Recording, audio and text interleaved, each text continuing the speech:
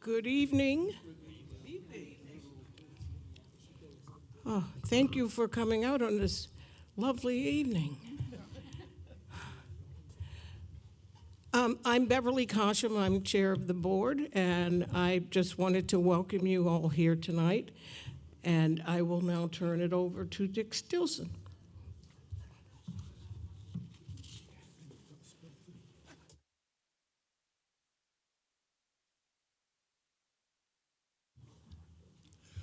Thanks, Beth. I also would like to welcome everybody, and we're very, very happy to see so many people come out. I wanted to emphasize to all of you that your comments and complaints and even compliments are taken very seriously by the board. They will all be written down, and the board will look at them. After all, you guys are our customers as well as our friends. So, Beth or Lisa? Lisa, you want to go get Beth? She does more important stuff than me. Ah, okay. I can turn it over to you if you like it, Beth. Wow. All right, always good to see people, and I'm going to try not to look up. That light is quite bright. Again, like Beverly said, thank you for coming out tonight. I know that it's a cold and chilly night, but it's just the weather. You just got to dress up and have good gear. I want to talk a little bit about what we do here at the Reston Community Center. You know most of it, so I'm not going to go through the details about everything we do, but I want to talk about why you're out here tonight and what we do. Every 5 years, RCC contracts with the University of Virginia. Wahoo Wah, if there's any Wahoos out here. Yay, go Who's. Sorry, am I allowed to say it? No, that was, yay, go Who's. I digress. Sorry about that. With the University of Virginia Center for Survey Research, and we do a community survey for Reston, small district number 5, which is if you live in Reston, you're part of small district number 5. You gather information, gives us what we want to do, what the programs are for people based on what you give us. The last one was survey was completed in 2019. And if any of you were here at that meeting, we had our big meeting like this one. People got in the small groups, they talked, and then about 3 weeks later, COVID-19 hit. So this gives you another chance to let this happen. So this year, we will track demographic shifts, changes in programming and services, expectations, and how RCC facilities should meet the community needs. So your input is really, really important. Don't be afraid to share and definitely get involved in those small groups. And I think, did I turn it over? All right. All righty. I'm going to turn it over now to our Executive Director, Lila Gordon. Thank you, Lisa, and thank you, Dick and Bev. And I want to take a quick minute just to ask all of our board members to raise their hands so that you all know who they are. They're going to, yay, they're amazing volunteers, and they will be circulating among the 3 groups that we have set up for the conversation that will take place a little later this evening. Also want to take a minute to ask the RCC leadership team staff to raise their hands so you know who they are. They're out and among you. They'll circulate as well. And they will just be listening in to the things that you have to offer to us. You have these slides so you can follow along, but essentially this process is part of what RCC does to stay as close to the community's expectations as we can. We want people to participate in the community survey, and you're going to hear from Dr. Fitzgibbon about the different ways people will be asked to participate. And those approaches, and the reason we contract for the community survey every year is so that we can rely on those findings. We learn a lot from engaging with you on a daily basis or getting your comments and input from our standard mailbox, RCC contact. But the survey every 5 years is a way for us to validate what we learn on a daily basis from you. So it's very important. I might say it also, it adds to the information that our colleagues in the Fairfax County Park Authority and Reston Association and Reston Town Center Association use to similarly help meet Reston's community needs. So it's an important tool for many of us. I'm going to now turn the podium over to Dr. Kara Fitzgibbons of the University of Virginia's Center for Survey Research to tell you about the survey design. We're not leaving. You're not leaving? No, we want to be, so we can see you. All right. Since you did it before I started talking, I didn't have to take it personally just yet. But, well, very nice to be here with all of you. My name is Kara Fitzgibbon. I am the director of the Center for Survey Research at Universities of Virginia, Weldon Cooper Center for Public Service. As already mentioned, we've had the privilege at CSR to support RCC in this community through doing community surveys every few years, and that's now gone back for more than 2 decades that we've had that partnership. So again, it's a treat to get to continue to support RCC. Excuse me, I'd also like to see your slides. Now that was based off the introduction, so I will take that as a compliment.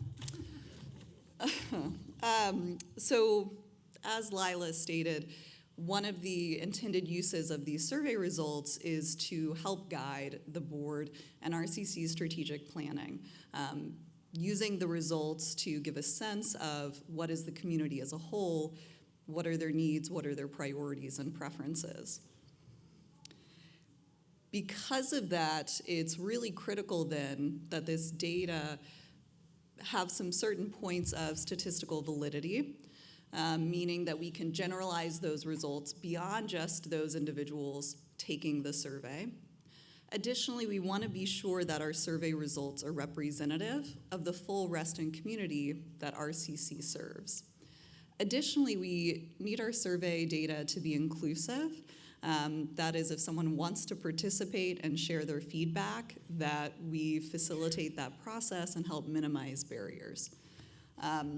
As a director of a survey center, I feel qualified to say that all surveys are not created equal. We can't take these things for granted or assume that you do a survey, there are numbers involved, and therefore we've met those objectives. Instead, it's really critical at the outset to know what are the challenges we're working against, what are we working to preserve through that data, and then make sure our design is always centered and focused on that. And so that's what I'm going to break down for you is what are the ways in which we're approaching this to design to try and support those objectives, both the how and then who are we talking to get that information. So given a priority is to have statistically generalizable results for this study, it's really imperative that a probability-based sample is used as part of this survey.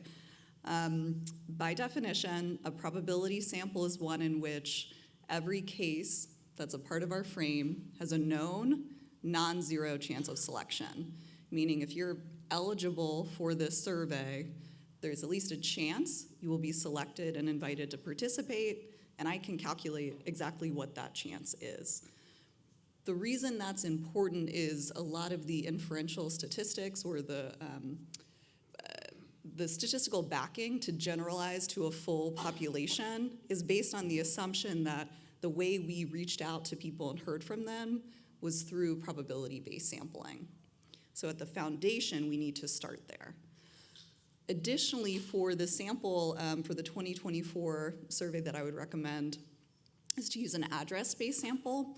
That's really helpful, or it's a good match anytime the base of who we're wanting to talk to is related to geography. So in this case, small tax district 5. For us, we would be sampling households or residential addresses, and what's really effective there is that there is a one-to-one match. We are able to access the United States Postal Service complete list of addresses within Reston and then pull from there. So that known non-zero chance of selection is backed through that design.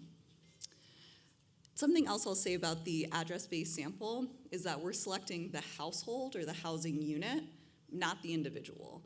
So if your neighbor moved last summer there's a new person now living in that residence.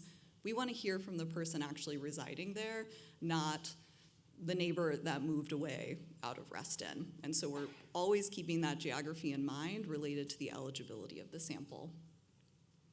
Another tactic that we can take when we're keeping in mind representation as an important quality for this study is to draw a stratified sample, where we can work with the board and RCC staff to identify, okay, what are the key features or perhaps concerns of who may or may not be represented within the final survey data, and we can then stratify the sample to try and accommodate that. So draw households at a higher or lower rate in certain neighborhoods based off important characteristics. So basically, we're trying to make sure we're hearing from everyone that we should be hearing from.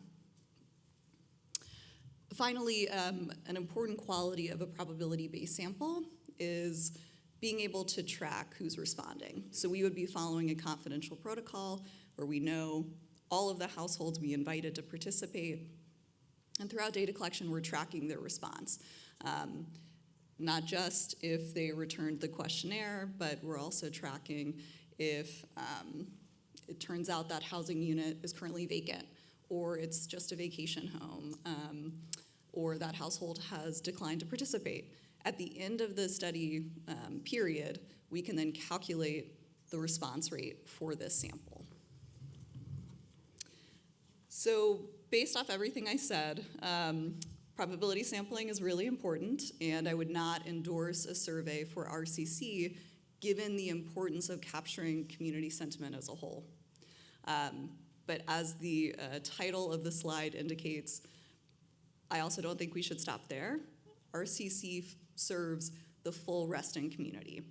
And as a community resource, it's really critical that anyone interested in providing their feedback to RCC through the vehicle of the survey has the chance to do so. So concurrent to the probability sample that we would be contacting and continuing to engage with to participate, we would have a concurrent, what we call an open source survey, that anyone in the community that wasn't selected for that probability sample could take virtually the same questionnaire, share their feedback, and that data would also be coming back to RCC. So that's sort of the who. As for the how we go about reaching these individuals, to reach the probability sample, ABS stands for address-based sample. We'll use those terms interchangeably for these purposes. For just the ABS sample, we would propose a dual mode design where we would contact them through a series of postal mailings, including options to fill out a paper questionnaire. Postal mailings would continue to be sent of reminders to those households that we haven't yet heard from, because we're tracking their response along the way. So we're able to tailor the reminders to those households. And at a certain point in data collection, we will also provide instructions to complete the survey online, should they prefer that option, hence the dual mode. And research shows a staggered offering of different modes helps improve response rather than providing both upfront. As for, and one other note about the ABS sample is that throughout data collection, we'll be following the principles outlined in the Taylor design method, which is a line of survey methodology that pinpoints certain practices and details to boost overall response. So that is the content of the messaging, even the format of a postcard versus a letter versus a packet, and down to the timing that those are sent to individuals. So we would be using that to also guide our overall approach. As for the open source option, that we would just offer primarily online. There would be a reusable, anonymous survey link that would be circulated, shared on our communication channel, shared by RCC, that anyone in the community can take. Additionally, our office would mail out paper packets to someone who wanted to participate through the open source as they're requested.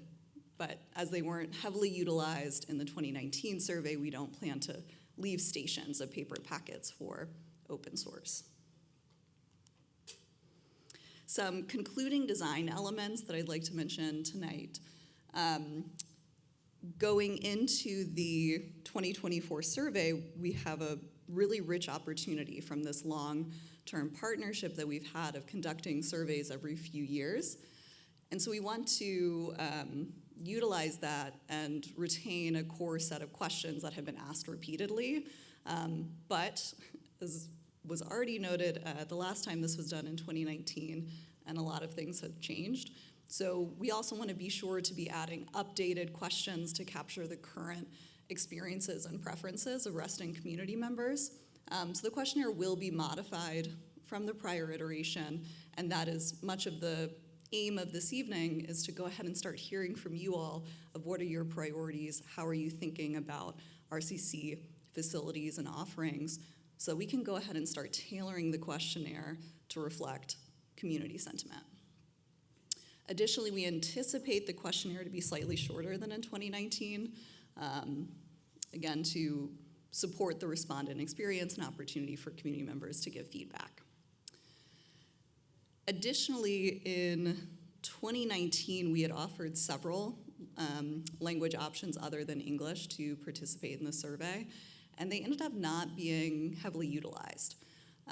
And so for this year's administration, I would recommend the only other language than English to be in Spanish, and that we would offer that, again, primarily online, but also have communication in Spanish that indicates if anyone would like a paper version in Spanish, we can mail that off to that individual and record their data that way.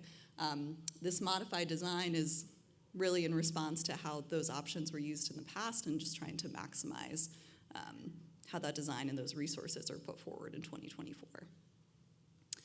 We've talked about the who, we've talked about the how. One other piece that I want to leave you with is it's also critical how data is handled once it's collected and how we prepare that and how we treat that data. In terms of the data preparation, as a reminder, we're able to track all of our probability-based responses. And so first, we would review our data and make sure we're only recording one response per sampled household in that probability sample, meaning nobody's voice is counted twice there.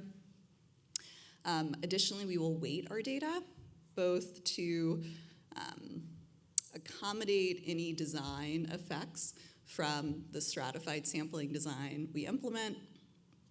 Additionally, there's post-stratification weighting where we can take our survey data and align it with known characteristics of the population where we might see heavy over or underrepresentation. For example, maybe we don't hear from as many households with individuals in this age bracket, but we know that's a large share of the Reston community, and so we want to align our survey data on those numbers. In addition to weighting, we will also bring together that probability, non-probability data. And so everyone's perspective is going to be shared with the board, with the Reston community once data is analyzed. But throughout, we'll be able to analyze those two groups separately as needed for the instances when it's important to be able to generalize to the full Reston community. That's where certain statistics should really only be run on that probability-based sample. This is kind of scratching the surface. I appreciate your time and attention, as I know was even still jargon heavy despite being asked not to. But I hope it lets you know we're very mindful of how important this endeavor is, that RCC resources are going towards this effort, and critically, Reston community members' time is going towards this effort. You're sharing your feedback, you're taking time to give that, and that's really important, and we need to do it well. And these are just some of the design elements that we're mindful of and how we try to approach the survey to maximize those outcomes. Thank you for your time.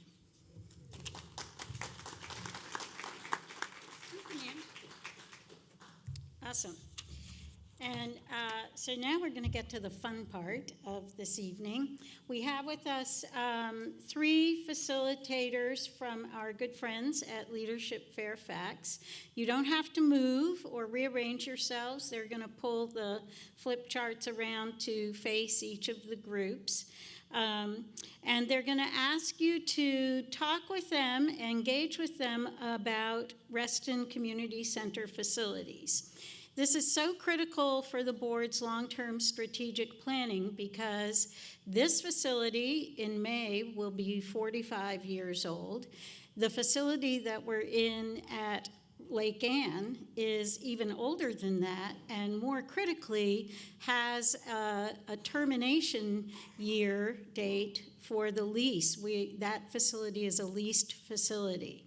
And so the board has to think now because that lease is ending in 15 years. This facility will belong to the, it technically belongs to Fairfax County government, but it is owned by all of you. So this facility will likely remain a permanent facility, and the facility at Lake Ann is a facility that we don't own. So we're really interested in hearing from you in your small groups, talking among each other about your expectations for facilities and the things that you want to do in them, because it's not just about buildings, it's about what you use them for.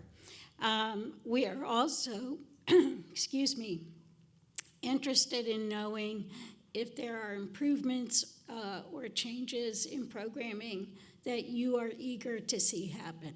You had a question? Yes, before we get too far into this discussion, which is really important, I have a question about the administration of the survey. I understand that the survey will be in English and there will be some parts available in Spanish.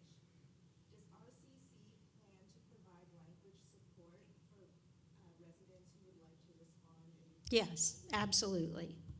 Yep. So how will that be administered? If somebody wants to receive the survey in a language other than English, they just have to reach out to us and we'll work with UVA to have that language format available. Is that right, Dr. Fitzgibbon? Because it sounded like you were saying only Spanish. Yes, the distinction is that in 2019 and all of the mailings, we had multiple options and kind of got ahead of ourselves in how those resources were provided, and I think it was a bit We spent a lot of money up front preparing a lot of translations that nobody used. So this way, what we will do is do the translations on an as asked for, as needed basis. So how will the residents know that this service is available? Well, we do a tremendous amount of outreach to the community and to our community partners. So we work with our colleagues in our other civic partner organizations, Reston Association, Cornerstones, Fairfax County Government. Our website is fully translatable, so all the information about this will be on our website, and the basic information for people about how to reach us or how to ask for the survey in a different language will be available on our website in whatever language they choose. You just click on the language option icon on the home page and it will translate the whole website. For example, if there's a household that's chosen to be part of the probability, the ADS, and they receive a mailing in English, how will they know to ask for language assistance? how we've typically handled that is we include in the packet a postcard that has, just in a sentence, I would like to receive this questionnaire in a given language, and we'll do maybe the 6 most commonly used languages in that locality. And so they can mail that, it's postage paid already, and we have their ID printed on each mailing so we can track back and follow up. Okay? And for those of you who are really interested in the survey itself, Kara will be coming back in March, the second Monday in March, and talking to the board about the details around the survey design. So these kinds of issues, as well as the actual content of the survey and the kind of timeline we're going to use to engage. But for tonight, we really want to get your conversation started about and have you thinking about our facilities, and so we can look at those ideas, those questions, those notions of what you want to see happening in buildings RCC owns or operates or may own or operate in the future. I should also tell you, for those of you who are regulars in these engagement opportunities, that the RCC on Wheels idea that we've had, that we talked about you last year roughly this time, is in the works. We've started the purchasing process, and we will have a mobile RCC branded programming van. The vehicle designers estimate a 16 to 18 month timeline. We're going to rent a vehicle this fall and try some ideas out in the community this fall, just to see how the mechanics of this kind of programming will work for us. But all of that is on track and in the works. So we will be pursuing the ability to get to neighborhoods, as well as to have facilities and places for people to come to us. So I'm going to ask our Leadership Fairfax facilitators to bring their flip charts to where all of you in your 3 different groups can see it, and begin talking. And we'll come back in about 20 minutes or so and hear what you have to say. Thanks. Oh, I also want to remind you that we know that an arts center venue, that was a big topic of conversation in 2020. That proffer has been accepted, so it'll be a very long timeline, but that is part of Fairfax County planning, as well as a health and wellness center that is a priority for Fairfax County Park Authority, and that is also, as they say, on the books. So those 2 big facility needs for the community are out there in the future, and I just read today that Supervisor Alcorn has announced the location for what will become the new Reston Regional Library at Reston Town Center North. So it does seem like these things take forever to realize, but they are being considered and moving forward. Okay, go to it.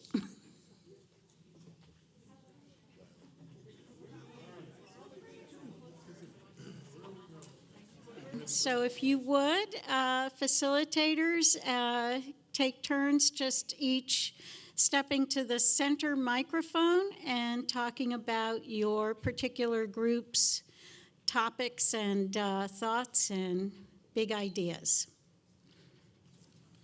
You gonna go first, Karen?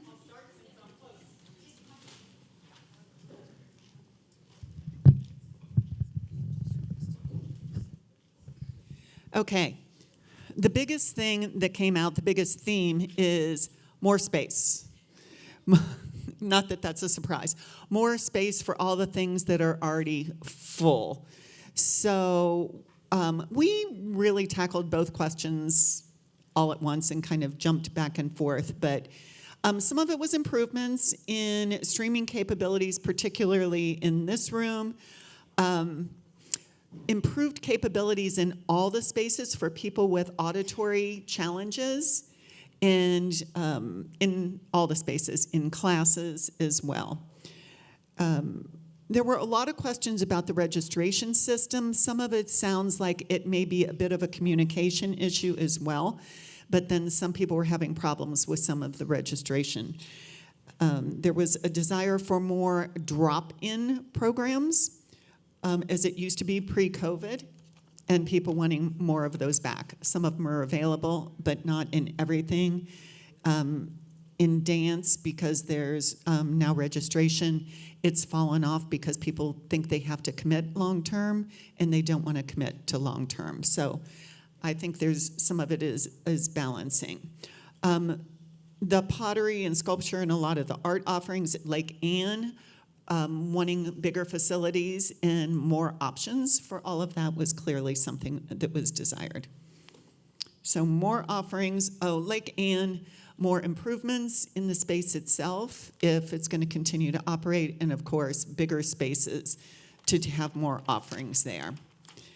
In new facilities, woodworking, expanded Pilates, forget what I crossed out, reformers, so to actually have equipment for Pilates.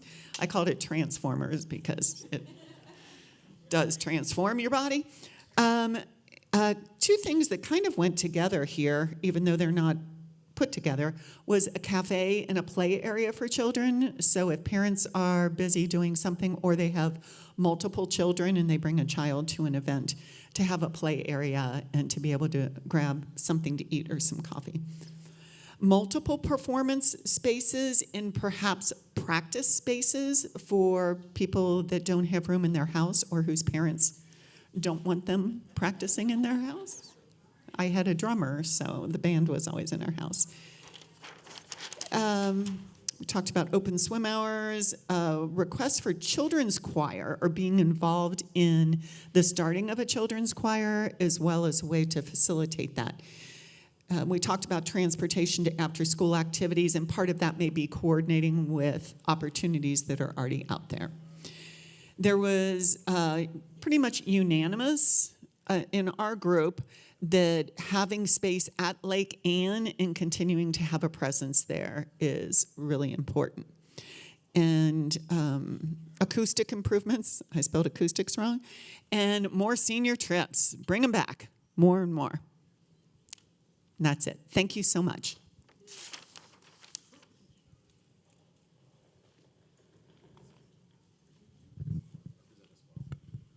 So our group just really wanted to have fun. So a lot of what we talked about are what are some fun things we can do.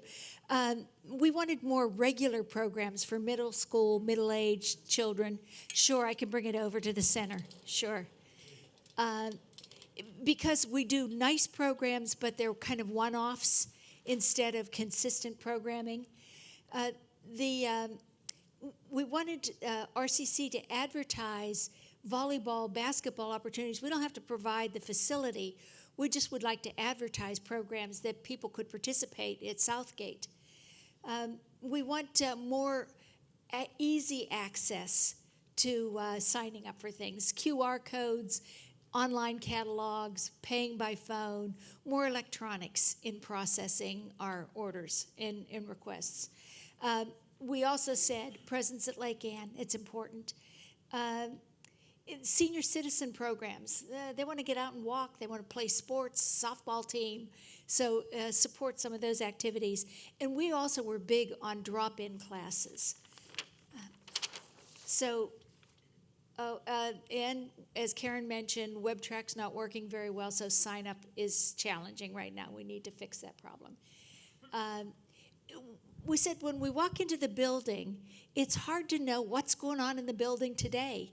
And if I wanted to participate in something, what could I participate in? So it'd be great to have something to say, welcome to the center. You want to go take this class, you can drop into that. You want to go do this, you could do. So something that lets me know at a glance what's going on and how I can participate. Have more of those kinds of things like Saturday coffees. People don't even know that there's a Saturday coffee, and they would love to come if they knew about it. They want to make sure that RCC uses our megaphone to promote revitalization at Lake Ann. We're in Lake Ann. We need to help encourage improvements at Lake Ann. I think Karen had also mentioned this, practice rooms for young musicians. So they don't have to practice at home because we would just as soon they practice someplace else. So open mic for young people. Develop an RCC app instead of having to go to the website. Just have an app. Community bulletin board. Again, that's more, tell us what's, this one is, so I can say what's for sale.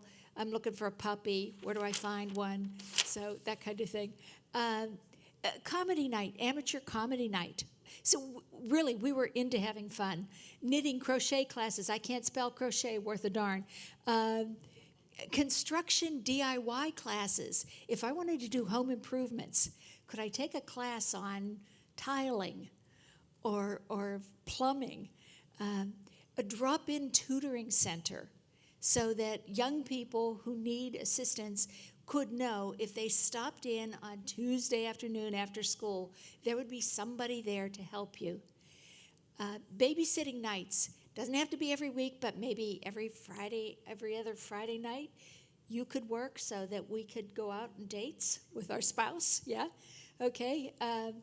Real-time feedback. How was your experience here today? You know those things that you press when you're walking out?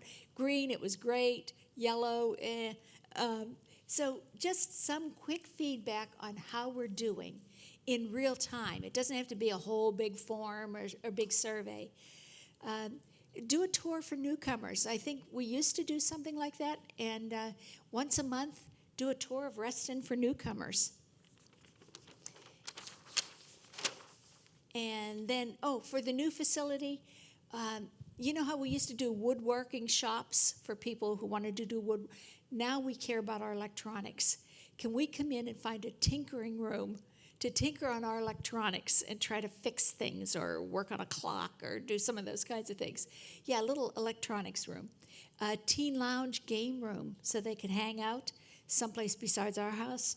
And more meeting room rentals so that people in the community can rent space. So, anything else? I miss anything? We're good? Okay.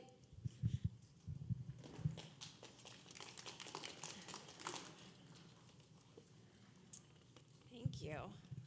Okay, for the final group. So you're going to hear some repetition here. And our what's missing kind of blended with what we want that's new, so I'm going to just sort of do them all together. So one of the things was having heat in this room in the winter, that it gets very cold. We talked about improved access to SAC centers. We had several themes along sort of the gym. So sauna was one of them, adding a sauna. We also talked about having access to language classes for non-native speakers here, access for them. We talked about some tech literacy and online safety for our senior community, that's something we're seeing a lot, and so we wanted to have that added. We spoke about having a rec space, sort of the third space for games, clubs, a hangout space with pool tables, ping pong tables, something else for people to come to sort of be in community. And the comparison was to like a college quad or to a college student center, something like that. Okay.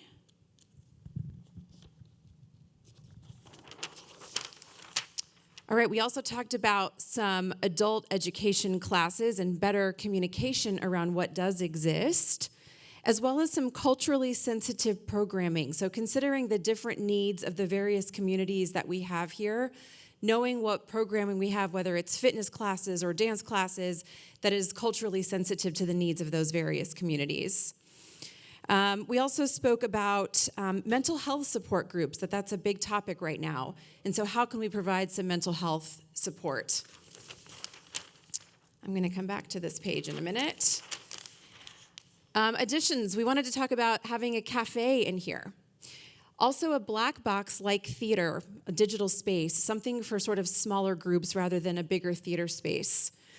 Similar to what we heard earlier, we talked about practice rooms, soundproof rooms for instruments, something like that, as well as a racquetball court, a pickleball, outdoor gym space near the playground. So I heard this theme of kind of supporting maybe newer or younger parents with children, so that was another add as well. We spoke about the hangout space. There was also a wish for an outdoor water park with features for kids, like a splash zone. Our group came up with a lot. We had a lot of dreamers in our group, so I'll keep going. We talked about having a ropes course and maybe some more partnerships with other existing organizations in the area that would allow there to be some collaboration. We spoke about a greenhouse or an indoor gardening space, industrial compost collection. There was also a request for ATMs or banking access here with financial advisement, particularly some one-on-one conversations, as well as a teaching kitchen. And then I'm going to come back for a second.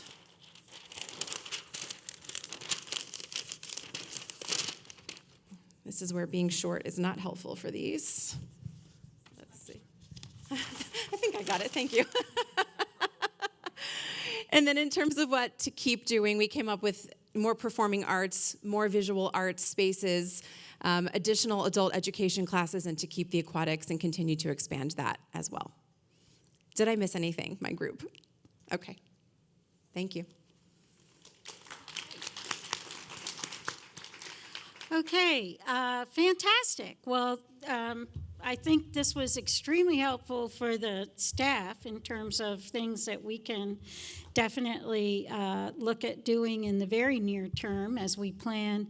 We're currently in the process of getting our summer guide ready for print, so summer has already left the station, so to speak, but we are obviously looking ahead to fall, winter, and spring, and so we'll look at many of these ideas and see what can be incorporated in the near future.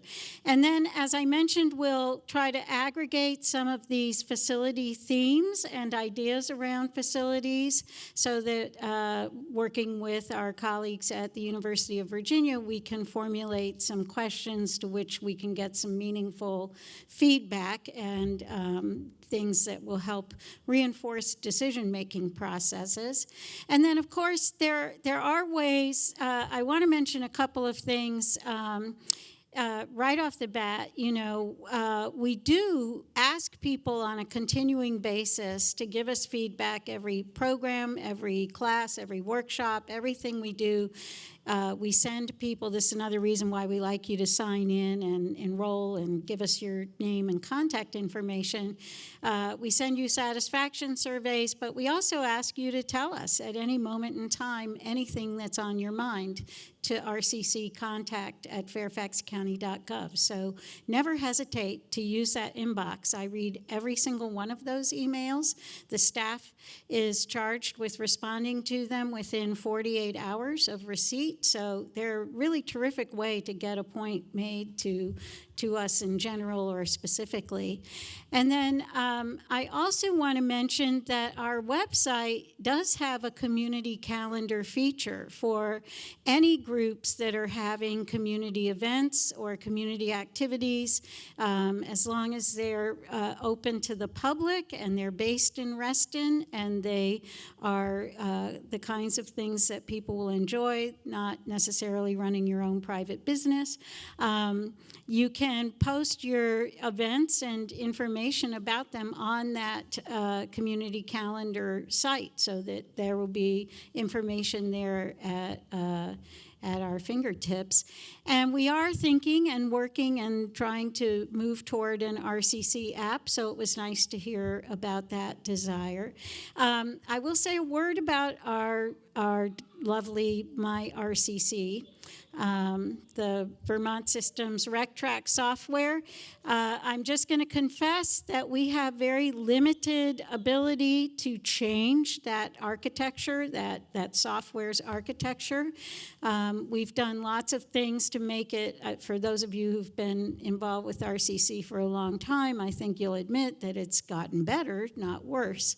And we will continue to work with our colleagues at Vermont Systems to try to make it more and more and more user-friendly. But it is like, shopping.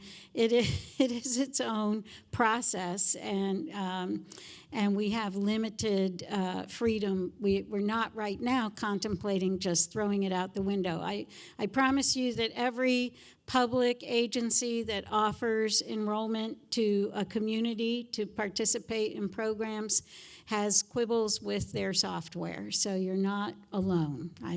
We feel your pain. We also, because this is a public engagement meeting, if any of you came with anything on your mind that you really want to get into the record tonight, that you didn't think was shareable in terms of the topic this evening, you're welcome to make those statements. If you think about something after you leave here that you think is really important to have us know and understand, please use that RCC contact at fairfaxcounty.gov to let us know, and we will include it in our deliberations and our thinking. Does anybody have or want to make a statement for the record tonight? Yes, Susan? You can use the mic. I'm Susan Meeks-Versteeg with the Reston Corral. I think I want to just clarify something. Back up a little bit. The Reston Arts Center, I think because the word Reston is in the title, there's often an assumption that this facility is intended to be exclusively for the use of people in Reston and groups in Reston. And it's really not. It's, as I understand it, the vision is for it to be countywide, even perhaps region-wide, because I know that there are groups in Loudoun County that would love to perform in a group like They'll this. just pay more. Exactly. So, I Much think that more. there continues to be a concern that the small tax district would be footing the bill for this. No, And I think don't believe that's the case. Supervisor Alcorn and county's debt manager and everything available on the Fairfax County website about this venue, if it comes to be, is that it will be a county venue. The intersection with Reston is that it will be in Reston, obviously, and the potential for partnership between Reston Community Center and the county in some aspect of its operation exists, but it is going to be a county facility. And whether that enables groups in Loudoun County to use it, I don't know. I will say, based on operating this venue for 40 years, that these things fill up very quickly. They fill up with the priority users, and the priority users would not be Loudoun County users. So I wouldn't hold that out as a big, huge, potential client base, but, anything's possible. Anything else that anybody wants to offer for the benefit of the board, the staff, the group? Well, we are thrilled to have all of you with us this evening. Please take some food with you if you would like to. I will also say that we were informed during this meeting that unscheduled leave has been declared for Fairfax County tomorrow, which has a particular meaning for Reston Community Center, which is that our offered programs are canceled, and we will make them up. We will remain open. Our rental patrons will be able to use our facilities as they wish per their contracts. But as of right now, with unscheduled leave, that means that the programming we offer will be rescheduled. So thank you all very much for coming, and if you're interested in finding out more about the survey, we'll be thinking and talking with UVA again in March. Have a great evening, be careful, drive safely going home.